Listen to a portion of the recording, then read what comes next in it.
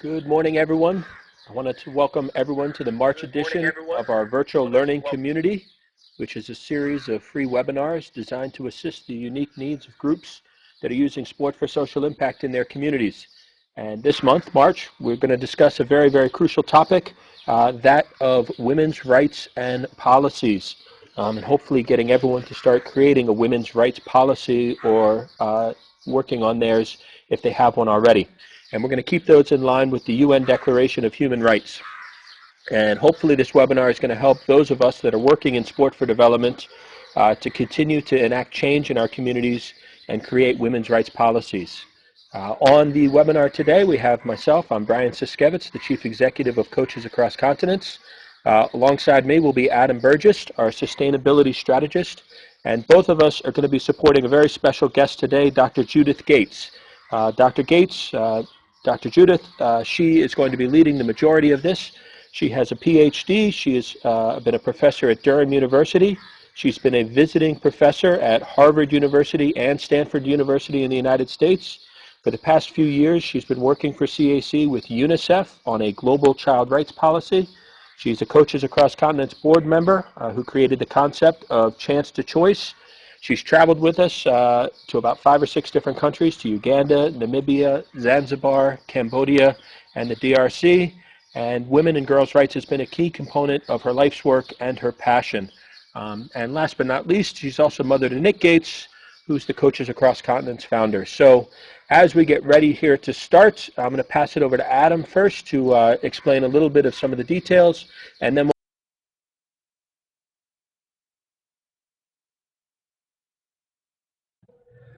Thanks, Brian. So just before I pass over to Dr. Judith, just have to go through some of the areas of the system which you may already have seen if you've been in a previous webinar, or you may have, this may be your first time.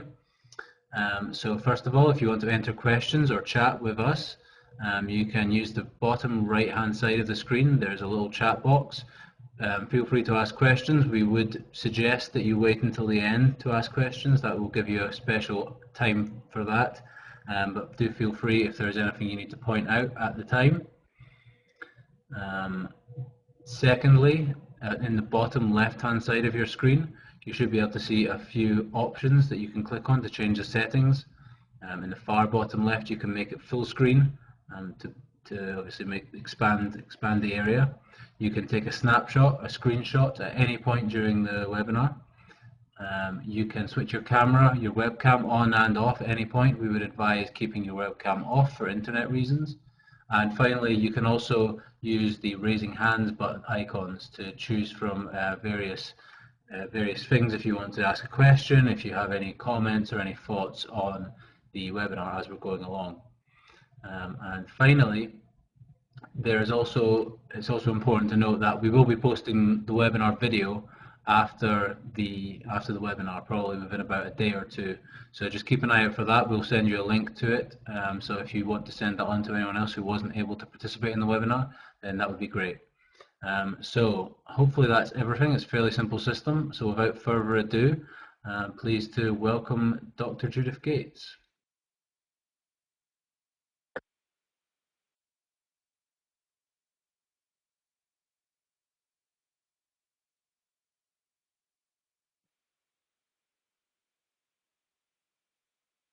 Thank you, Adam. Sorry for the delay there. My microphone didn't seem to want to turn on, so I'm very pleased that I managed to do that. I'm delighted to be here this evening. I'm going to begin with a kind of thought process about why Coaches Across Continents is involved in this key topic of women's rights and policies. Coaches Across Continents, as you know, are global leaders in sport for social impact.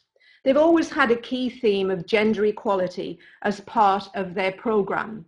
However, we've now got a particular focus on gender equality, and with, of course, alongside that, women's rights and policies. Coaches Across Continents recently entered into a partnership with the Clinton Global Initiative, a partnership that we call Ask for Choice, a project that we call Ask for Choice.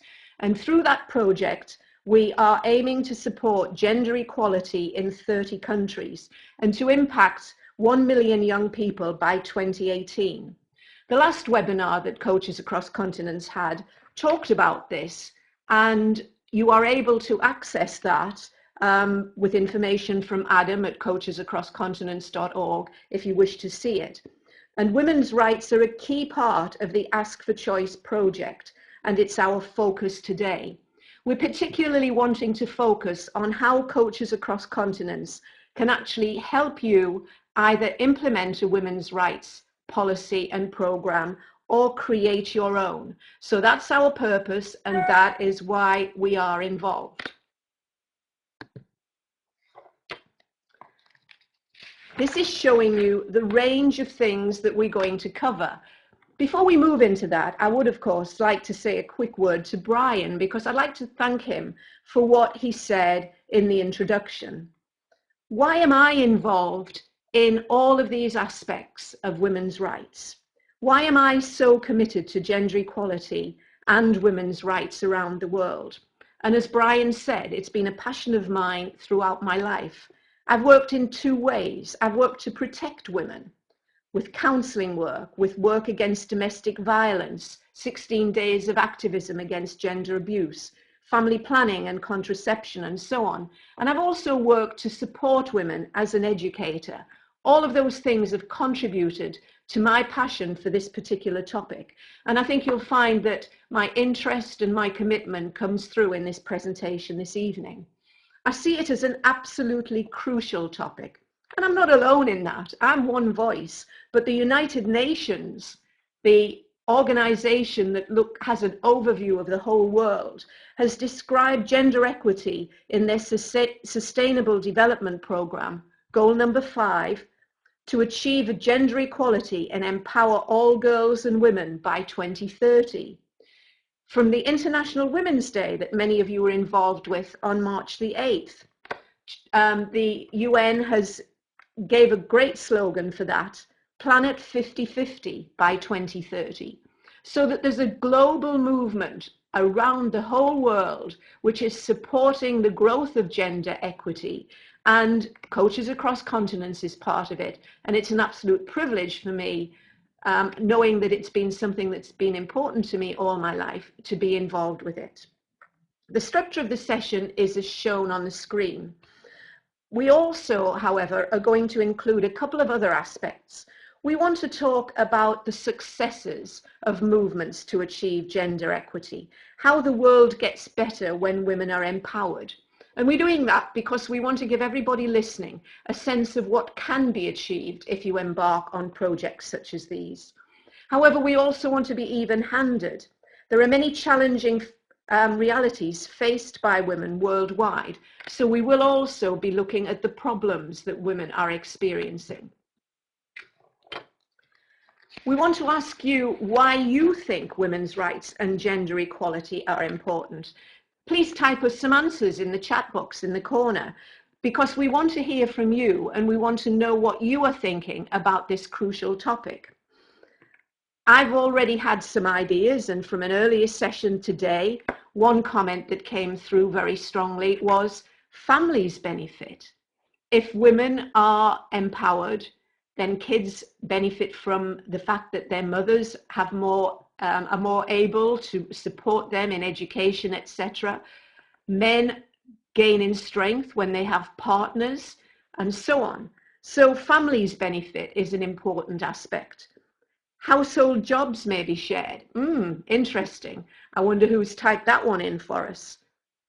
Oh, and another one, girls are as good as boys. Well, equally, boys are as good as girls, but very good if we've got mutual respect between both of those.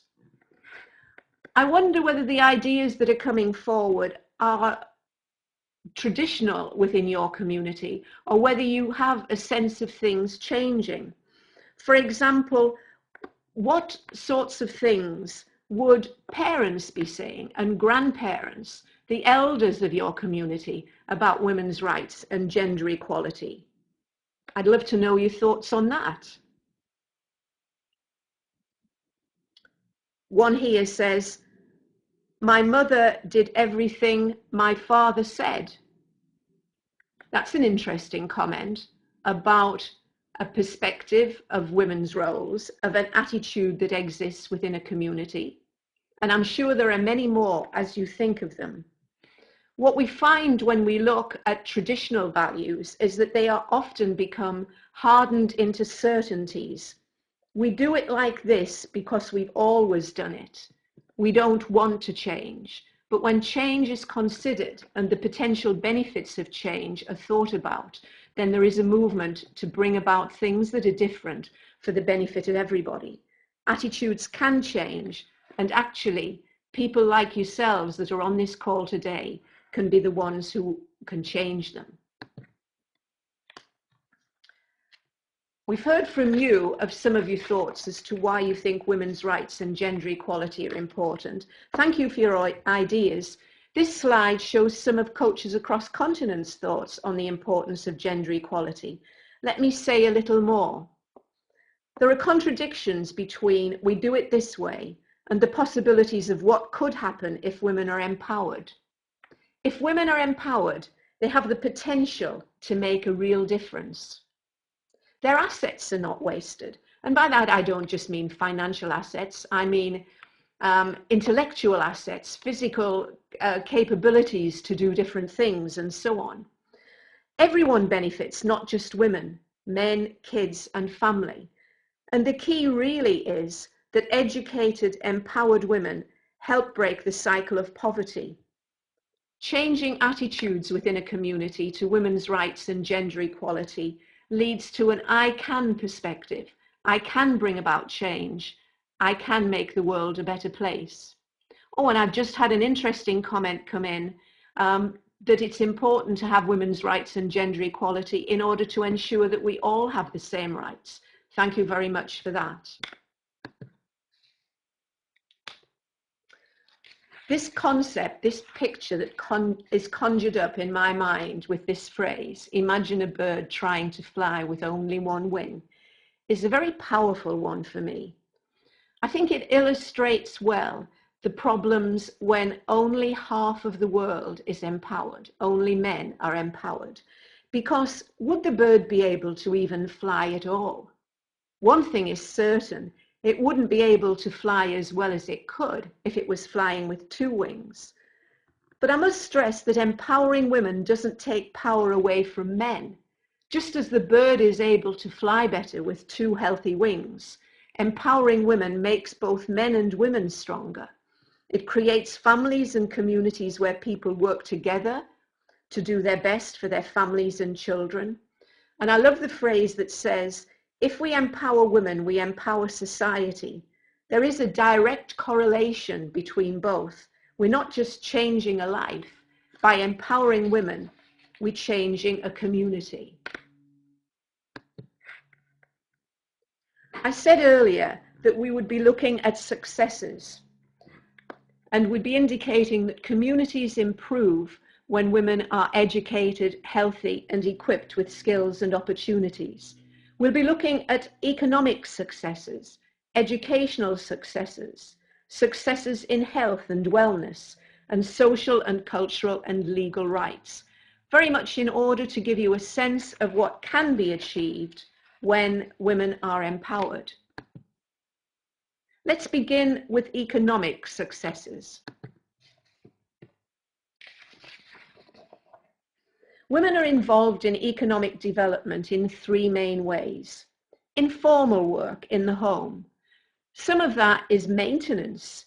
Just think of the amount of time that women in developing countries spend just bringing water, getting water from the village tap or the village well and carrying that. But there's also, of course, cooking and caring for children and all those maintenance jobs that are so necessary for in the home.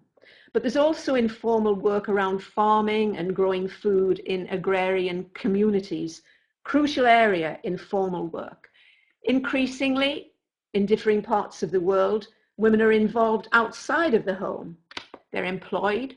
I think it's a sad factor that they still do not get the same salary for the same work as men do, but I think that it's a good factor that there are growing employment opportunities for women. And of course, increasingly, entrepreneurial opportunities open up. Small businesses, selling what has been grown, selling what has been made, and often these small businesses supported by microfinancing. So crucial areas in terms of where women are succeeding. They are making an economic contribution in so many aspects. The statements on this side are true, but it's also shown by statistics. If women have control over some of the money coming into the house, 90% of their income is reinvested in their family. In actuality, men invest only 30 to 40%, and I will let you think of the benefits that ensue from that. I understand that in Brazil, statistics show that if women handle the money, the survival rate of children increases by 20%. So the benefits of women being involved, the economic benefits, are multifaceted. They are around development within communities, but they're also around health, etc. Education is a key area in which communities improve. Economic gains are more likely from educated girls and women. So let's look at education. Maya Angelou, an African-American writer, has a wonderful quotation. Do the best you can until you know better. When you know better, you do better. How? Education helps you to know better. In what ways does it help you to know better? Let's look at the acronym that we have for our Ask for Choice project. Attitudes, skills, and knowledge. Education helps develop positive attitudes towards education as a whole, towards informal work and employment, towards gender roles and stereotyping, and towards support of daughters. And we actually see that happening when women are educated. The skills that come from education are powerful for responding and adapting to a rapidly changing world. Skills such as problem solving, leadership, having a confident voice, being able to be a self-directed learner, determining what you need to know and how you're going to find out, all add to employability and contribute to community responsibility. And I want to stress that these skills are the key skills of education for a changing world. The knowledge that emerges from education, knowledge about health, knowledge about gender policies and laws, knowledge about financial skills. We're finding that where women have those, communities improve. And the choices that are then made, health choices, choices about rights, financial choices, entrepreneurial choices, are more informed because they've been more considered. And we're finding where women have been empowered, communities improve when women are able to make those choices. What are the overarching outcomes? Where women have the benefit of education, we find that the world is better for everyone. The health of the families improve, productive communities improve, and so on. And I think the phrase that says, when you educate a girl, you educate a village, is a key one. So the key points from education, the key successes for education, is that when it is for a changing world, you're not educating the women and girls of today to be their own grandparents. You're actually helping them develop the attitudes, skills, and knowledge that enable them to adapt to a changing world, to do productive things as things change around them, and so on. And I must stress that education is not just in the classroom, it's out of the classroom. Of course, the work that we do with coaches across continents on the playing fields is a powerful example of that. Let's look at health. For women in developing countries, giving birth is one of the biggest threats to their lives. Maternal mortality is a big challenge, often because medical care and resources are not available. But when women have access to health facets, when they have access and knowledge about the things that would benefit their health, then the pregnancies are healthier, childbirth is healthier, and so on. However, I must put in a concern at this point. There are some traditional practices that actually damage health. female genital mutilation, the cutting, damages at the time, a very painful procedure, damages women's life in the future, in their reproductive health, and so on. And of course, breast ironing would go into a similar category. So when women are educated, healthy, and equipped with skills and opportunities, when they have education on health issues, when they have the opportunity to plan families and limit the numbers based on their choice, maternal mortality reduces. And when they have the power to determine to choose safe sex, the spread of HIV is also reduced. Many of you may have taken part in the Coaches Across Continents games on HIV/AIDS awareness. You may have played games like Condom Tag and so on. And all of these are powerful on-the-field education that supports women to be able to make healthy, good choices to halt the spread of HIV. Let's look at how communities improve when women are educated, healthy, and equipped with skills and opportunities. Communities improve when social and cultural attitudes are supportive of gender equality and when the rule of law supports women's rights.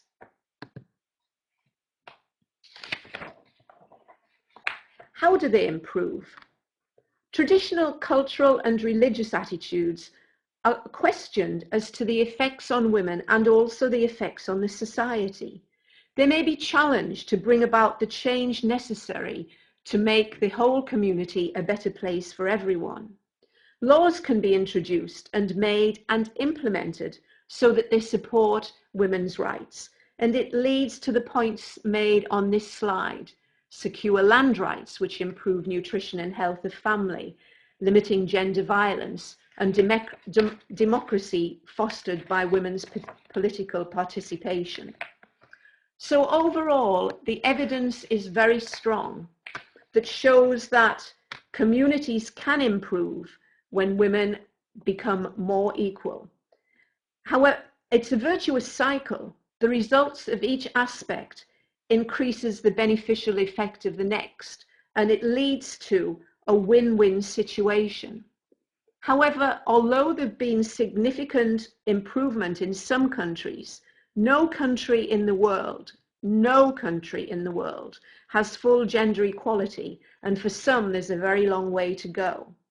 With regards to the law, there's often a gap between policy and practice, between the laws themselves and what happens every day.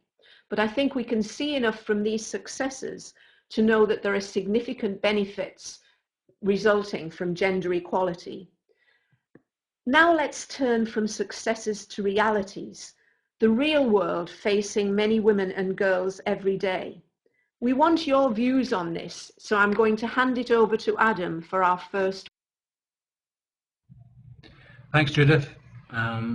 We're just going to get some participation from you guys, see what you think about some of the discussion points which Judith was talking about.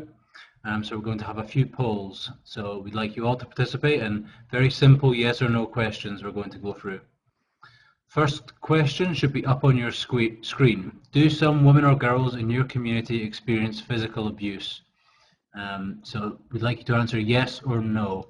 Give you about 10 seconds. There's no right or wrong answers. We're just trying to find out some more about the situation in your community. So if everyone could vote now, I'm going to publish the poll. And as you can see, 100% said women or girls do experience, and in their community do experience physical abuse.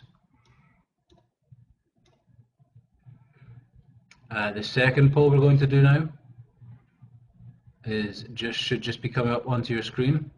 Do some women or girls in your community experience sexual abuse? I'll give you a few seconds to answer this question.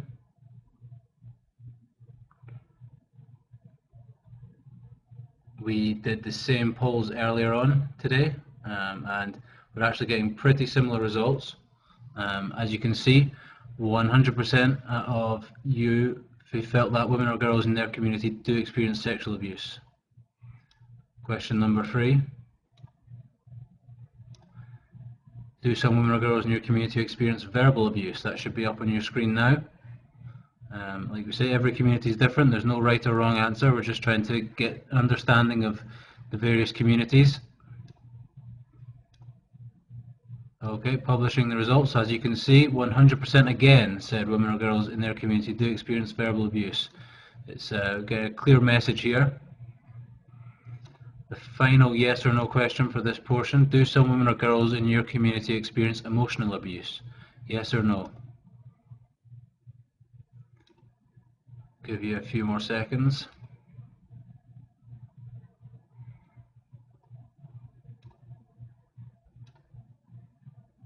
Okay, again, 100% say they do. So it's very clear message from you guys during this webinar. The final question we're going to ask you is not a yes, no, so you might have to think about it a little bit more. It should just be coming up on your screen right now. What is the most important women's right? We've given you a few alternatives: education, healthcare, legal equality with men, freedom from all types of violence, or other. If you choose other, then please feel free to type in an answer. Please feel free to type in an answer at the on the bottom right-hand side in the chat box. I'll give you a few seconds to answer this question. Have a think about it, and then we'll publish it. And as you can see, we had 25% saying legal equality with men and 75% saying freedom from all types of violence. So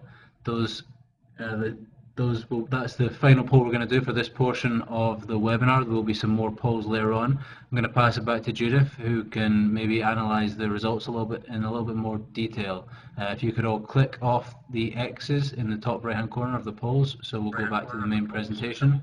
And here's Judith again. Right, hello everybody, and thank you for taking part in that. Very interesting, very disturbing that when we looked at all of the aspects of abuse, physical abuse, sexual abuse, verbal abuse, and emotional abuse, we had 100% return on that. Within your communities, those sorts of abuses are experienced by women. Interesting to look at your comments as to what is important. Bit of a hard question, really. What's most important? Women's rights, education, healthcare, legal equality, or freedom from all kinds of violence? Because obviously all of them are important, but interesting the ones that you chose, and very informative in terms of looking at a women's rights policy for your community.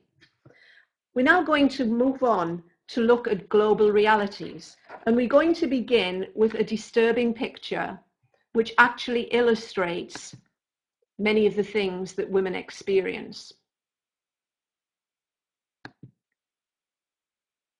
You can see on your screen here a woman being physically abused. It captures the realities powerfully. You said earlier that 100% of women in your community, 100% of communities had some women or girls who were physically abused. But this slide actually captures more than just the words physical abuse.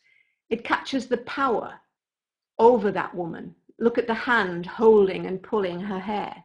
It captures the pain that she is feeling. You can see that from her face. And it captures the fear that is there in that kind of power-based relationship where the woman or girl is very vulnerable. So it captures a very, very powerful reality which underpins everything else. For me, this particular slide, which indicates the realities faced by girls and women around the world, or I should say the contents of this slide, are really the motivating factors, the necessity for seeking to make the world a more equal place between men and women. We know that there's gender stereotyping. We know that particular stereotypes are applied to women. One of the Cultures Across Continents games is, what does it mean to do things like a girl? What does it mean to run like a girl? Another of the Cultures Across Continents games is to ask people who are taking part to give the words that describe women and girls versus men and boys. And the words that emerge for women and girls are weak, less powerful, fewer skills. Now, those underlying attitudes that are not even spoken of very often because there's so much taken for granted realities of a community affect the way in which women and girls are treated. They're considered less powerful, they're considered to have fewer skills, and so on. So gender stereotyping is a powerful social force that limits women, keeps them in a particular place, and so on. But there is, of course, also, as came through very strongly in the results of our recent poll, gender-based violence. In terms of rape, a large percent of women around the world, in every country of the world, are subject to rape or beatings or are coerced into sex. The impact of war is known as one of history's greatest silences, because the evidence shows that when war is over, it's not over for the women. When rape has been used as a tool of war, the rape continues in the community, even at a time that is claimed to be peace. Honor killings, killings that take place within societies where it's considered that the family has been offended or disrupted in any way, are of real concern. And 51 million young people, young girls, will be married before the age of consent.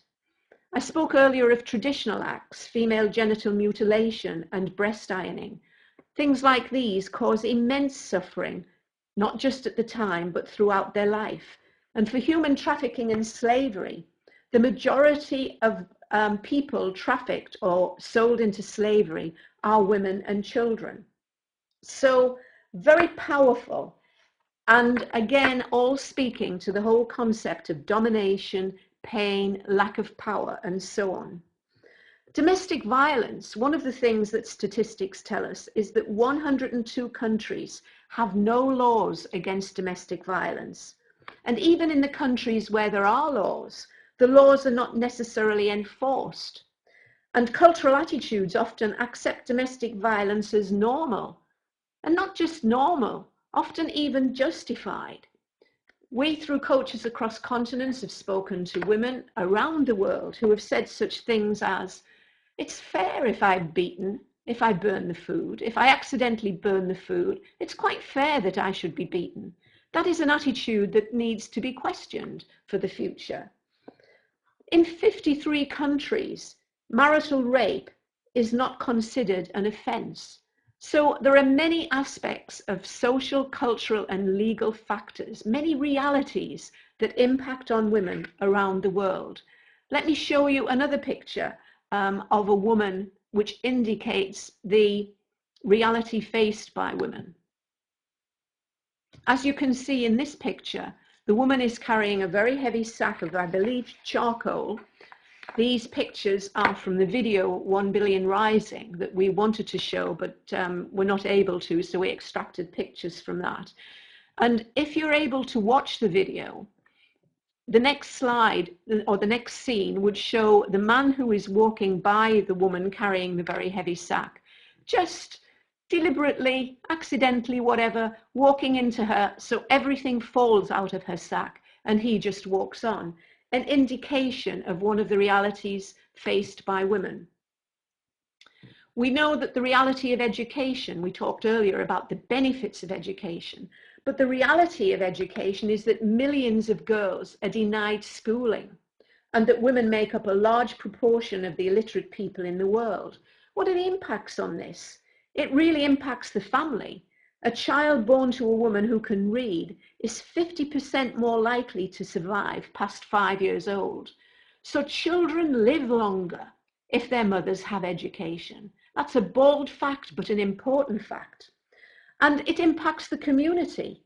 Statistics tell us that in order to grow economically, a country needs at least 40% of its adults able to read and write.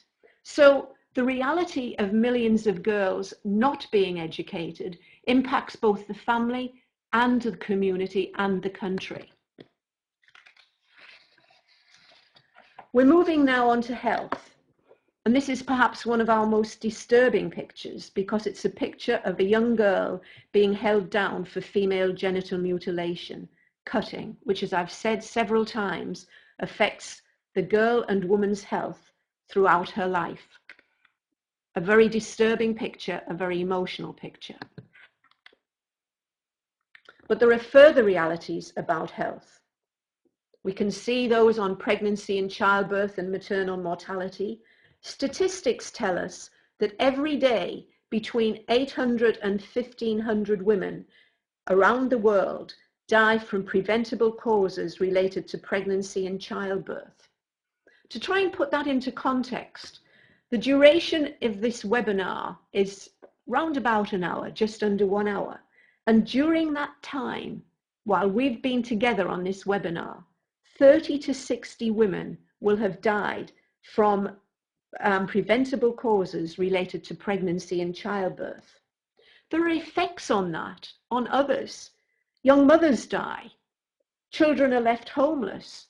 And of course, then if we move to the issue of HIV, the lack of choice to have safe sex means that women in sub-Saharan Africa, for example, are 8 times more likely than men to be HIV positive.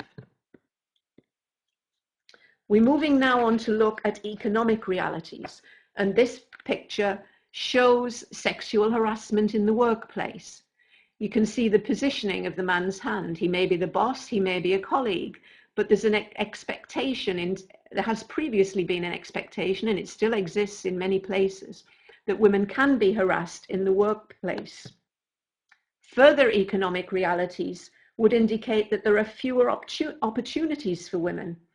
And in actual fact, when they do get jobs, they get lower wages than men, and they may be subject to sexual harassment in the workplace. So these are all disturbing realities. Realities that, if they can be changed, can be transferred into the successes that we saw earlier in these areas to the benefit of women, men, families, kids, communities, and countries. Now, how can you challenge current realities and make choices for a better future? Our webinar today is looking at women's rights and policies, and we at Coaches Across Continents are particularly focusing on how we can help you develop your women's rights policy. Let me give you a little bit of a background. I mentioned earlier the United Nations Declaration of Human Rights. And in that declaration, which came out in 1948, it said that all human beings have rights. Men have rights, but women have rights also. Women's rights are human rights.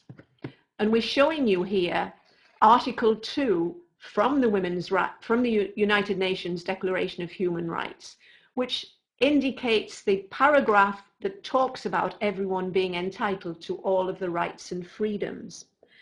I want to draw your attention to 2 things. I want to draw your attention to the very first word, which says everyone, men and women, everyone. And I also want to draw your attention to the 2 words without distinction, because that of course applies to gender, to men and women. Without distinction, the United Nations Declaration of Human Rights applies to both men and women. Based on the United Nations Declaration of Human Rights, Coaches Across Continents created their own women's rights policy. It recognizes the benefits of gender equality. It recognizes the realities of a world faced by women. It recognizes the power of the United Nations Declaration of Human Rights, and it recognizes the recent United Nations Sustainable Goals. Adam, do you think you can show us this? We're not expecting you, of course, to read it.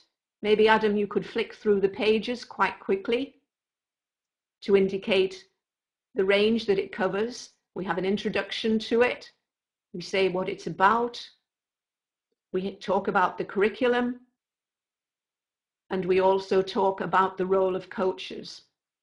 So in that, as I've said, we address the following issues, the issues shown here, and they are based essentially on equality, on freedom, and on safety. You have previously been sent a link to access the Coaches Across Continents Women's Rights Policy. If you don't have the link anymore, or if you didn't receive the link, you can get that from Adam at coachesacrosscontinents.org. But I do encourage you to make sure that you get a copy of that.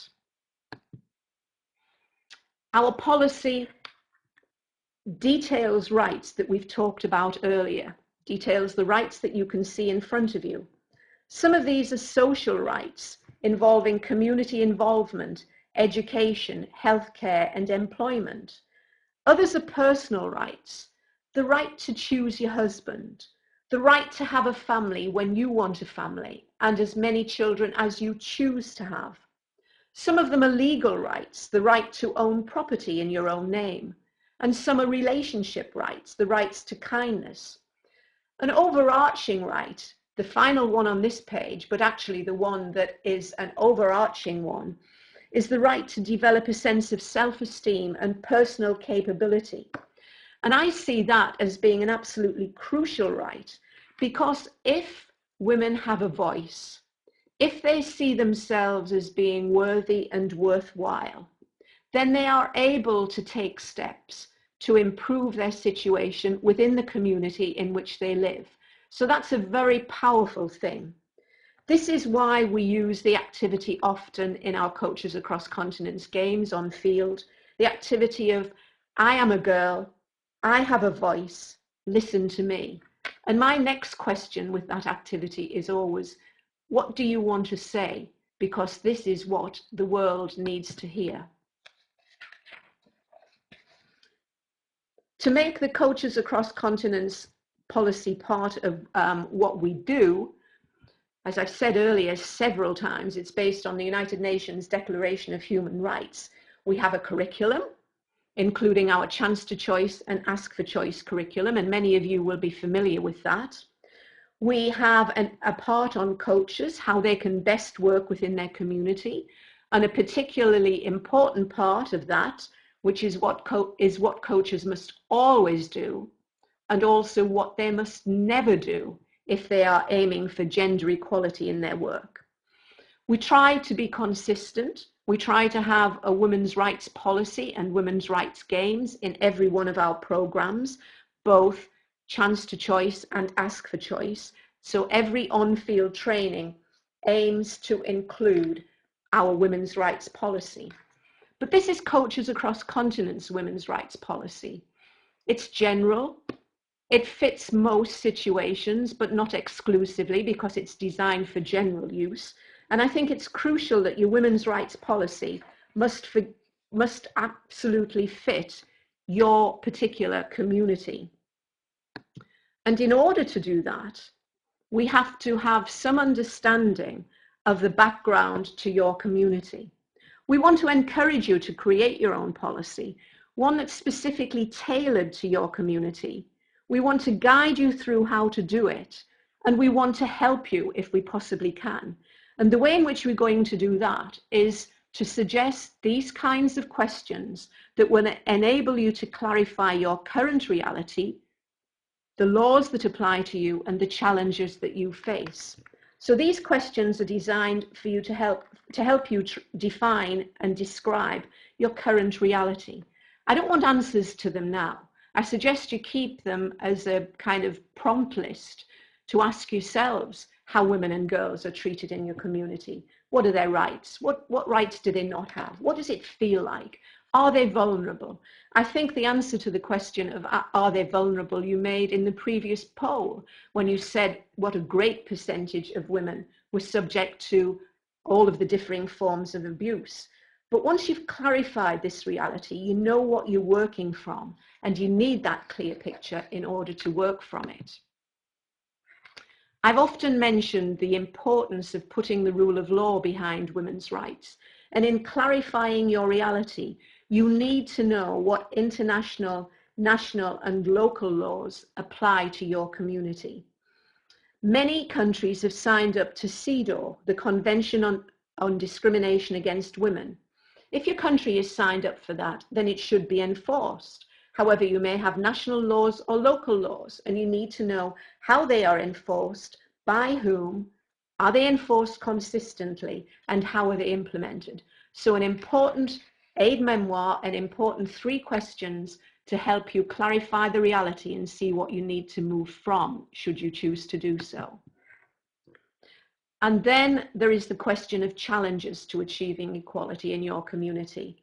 The necessity to look closely at what might stop you and what might help you. Who is supportive? Who is resistant? What about the entire community? What about men and boys? So get clarity on that. In summary, for this whole notion of getting a grip of the reality that you are living in, we suggest that you consider your current reality, cultural, traditional, and religious practices and how they impact upon you, current laws, and current particular challenges. And I want to include a management jargon phrase, which is actually very precise. We're supporting you to become strategic planners in creating your women's rights policy. And clarifying your reality is the first part of strategic planning. If you know your existing situation, you can then challenge it. You have the chance then to change it as well. Now we're moving on to our next poll. So I'm handing over to Adam. Thanks, Judith. We're just going to do one quick poll at this stage. It should be up on your screen now. Does your community need a policy to protect your girls and women? So this is related to the whole webinar. Just a quick yes/no question. I'd like you to answer. Again, no right or wrong answers. So please complete it and send it in. Well, this is handy. 100% of you said your community does need a policy to protect your girls and women. So hopefully you've come to the right place to help you out with that. That's great. Well, I'm going to pass you back to Judith, and then there'll be some more polls in just a few minutes. Right, thank you, Adam. Right, so 100% of you, as Adam said, are in the right place because you have determined that you do need a policy within your community. As I've mentioned, the phrase strategic planning is the key. And the next few slides are a guide, a roadmap, a pathway to help you develop your strategic plan. First of all, how are you going to create your policy? What will you start with? You may start with our Coaches Across Continents policy. That's not a bad starting point, but you need to ask the question about who you're going to involve, how you can do it, and so on. And all of these are important questions in order to plan your steps. Crucial to also imagine what you want to achieve. Sometimes the word vision is used for this. How do you want things to be? At this stage, once you've got to this stage, you know the community practices, law, and challenges. You've decided that you want to create a policy, and you've worked out what you want. So you've got a knowledge of the reality, you've got how you deal with planning, you've got a sense of your vision and what you want, and you're moving on to the step of actually being able to create your policy. Here, you have to determine what you want to include, what is important to you, and of course, what you want to include will be very much based on your particular reality. Those are the things that you want to change. So you will include those in your policy. It may be different for other communities. There may be different emphases. There may be things that you put more weight on, that you consider more important because your situation is different from someone else's. But you need to determine what you need to include to achieve the vision that you've got, to achieve what you have imagined. And then, of course, ask yourself the question, will your policy be in line with the United Nations Declaration of Human Rights? When we move on to implementation, we have a series of questions that Adam is going to use in the poll, which I want you to think about very carefully and seriously, because they have been designed to help you think about who you need to involve in order to be able to implement your policy. So over to you, Adam. Thanks, Judith. So as Judith said, we'd like you to have a little think about some of these questions, and as you're creating your policy and implementing your policy, who needs to be involved in the local community. The first poll should be up on your screen now. What would you need to do to put your policy into practice? Would you need to involve local government? Again, very simple, these will be yes/no questions, so we'll give you a few seconds to answer and we'll check out the results. Okay, let's see if we can get as many people participating as possible. Every community is different, there's no right or wrong answer. As you can see, the first one about involving local government, 80% of you said yes, you would involve local government, and 20% of you said no. Again, this is all very, very interesting, very specific to each community, so we're just trying to get an understanding of each situation. Secondly, what would you need to do to put your policy into practice? Would you need to involve local law enforcement? Yes or no? I'll give you a few seconds for that.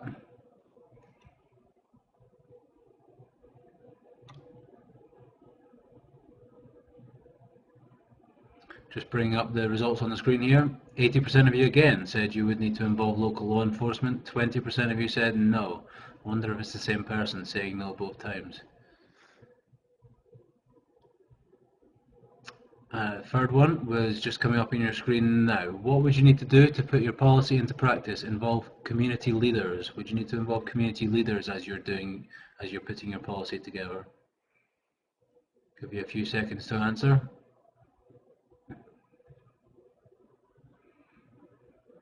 As you can see, for this question, 100% of you said you needed to involve local community leaders. That's interesting. It's different from the previous ones, which is great. No right or wrong answers. And the next one, would you need to involve elder men in the community to put your policy into practice?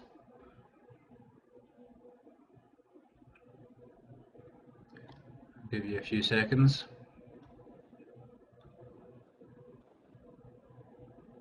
As you can see, 100% of you said you would need to involve elder men. The next one, see if you can guess what the alternative to that might be. Would you need to involve elder women in the community, including grandmothers, to put your policy into practice? Every community is different, so just answer as you see your local situation. Just publishing results now, so you can see that 100% of you said you would need to involve elder women as you're creating your women's rights policy. Next one in this series, would you need to involve mothers in the community to put your policy into practice?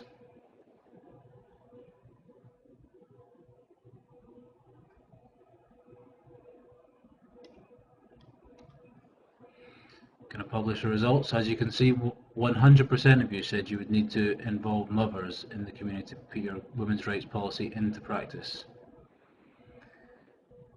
Next up, would you need to involve fathers in the community to put your policy into practice? Very simple yes or no question.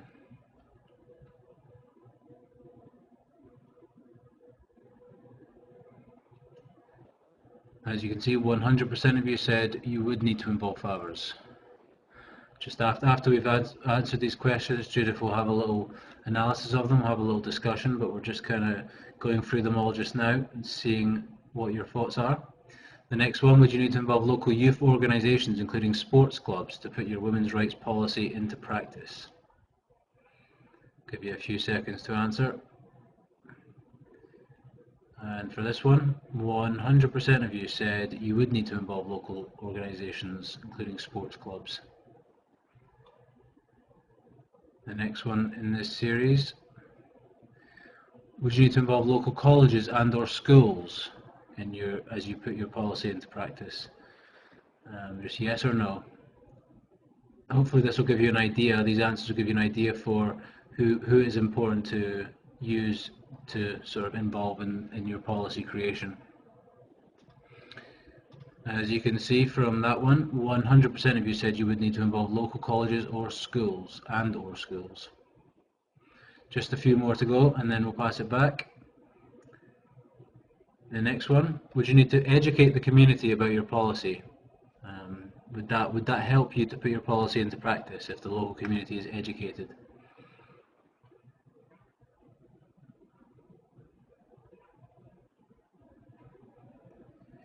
Another 100% saying you would need to educate the local community.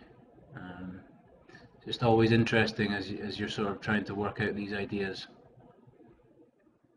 Second to last question, would you need to see how your policy works? So would you need to trial it? Would you need to trial your policy before you completely implement it? Yes or no?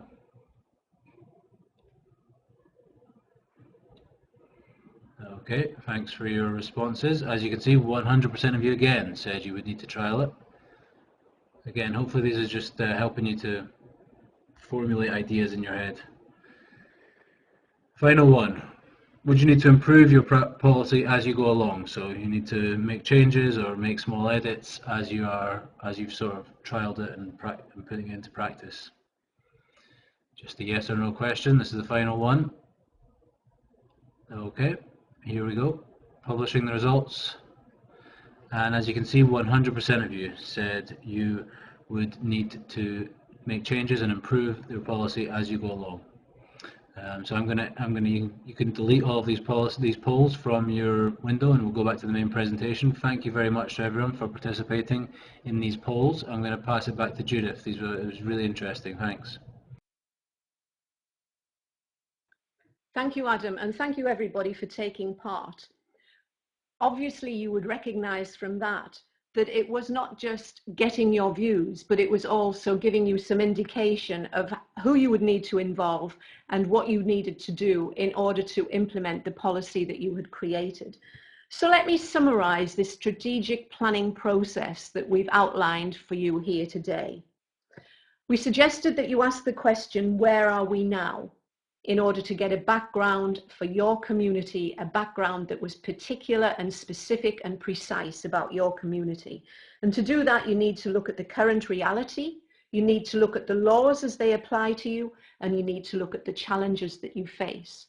Then when you actually move to creating a policy, you need to plan how you're going to do it, imagine, create a vision of what you want your community to be like, and then create an approach to achieve that vision.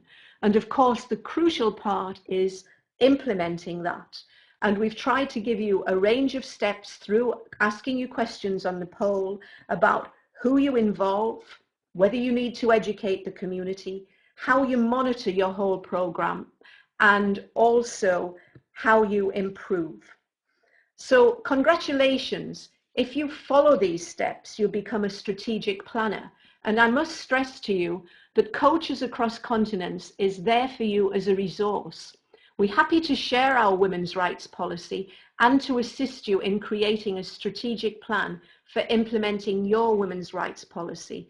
That's what we want to do. That's why we're having this webinar. That's why we're talking with you in this way.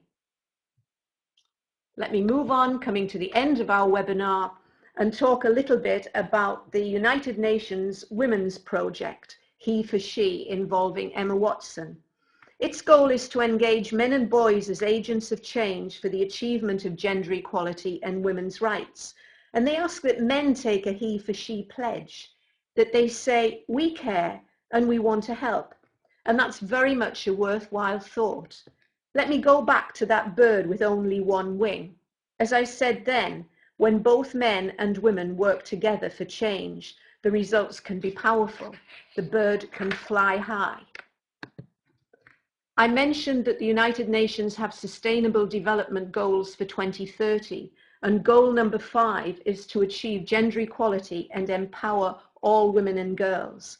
If you create your own women's rights policy or implement Coaches Across Continents policy, then you will be part of that movement to achieve gender equality and empower all women and girls. If you want help in setting up your women's rights policy, you can contact us at nora@coachesacrosscontinents.org or at vlc@coachesacrosscontinents.org. Let me give you those 2 email addresses again, nora@coachesacrosscontinents.org or VLC, stands for Virtual Learning Community, VLC@coachesacrosscontinents.org. I love the phrase, create a planet 50-50 by 2030, set it up for gender equality. And this is an inspiring photo. I'm going to end with this, an inspiring photo from International Women's Day on March the 8th, 50-50 by 2030. See the banner, see the people involved. You can feel the enthusiasm there for gender equality, 50-50 by 2030. I'm the mother of sons. I'm the grandmother of girls. Along with you, I want the daughters of the future to appreciate the efforts that we are making today to make the future more equal for them. But I also want the sons of the future to benefit from being equal partners. I am a woman. I have a voice. I'm saying, listen to me, 50-50 by 2030. Thank you. So on behalf of coaches across continents, I do want to thank everyone for participating today. Hopefully you've learned a bit about gender equality, and more importantly, how we can help you create a women's rights policy and also help you implement it. We're here to help. If anyone has any questions, please send them in now. And then as one last thing, and Adam will make sure it's all taken care of, but this webinar will be available on a video in about the next day or two. You can come back to EduDip. You can share the link with other people so that they can watch it, and you can rewatch it if you missed anything or if you need any of the things. So if you need anything, please contact us at nora@coachesacrosscontinents.org or at vlc@coachesacrosscontinents.org. And thank you very much.